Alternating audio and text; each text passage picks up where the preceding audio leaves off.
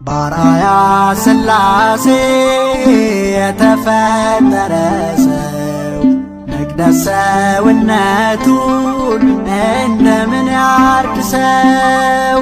ሰው ንዑድ ክቡር መሆኑን ዘንግቶ ከክብሩ ወደቀ ዕፀ በለስ በልቶ።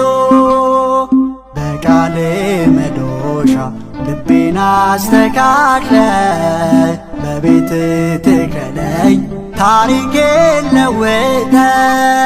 በቃል መዶሻ ልቤን አስተካክለ በቤት ትከለኝ ታሪኬን ለውጠ።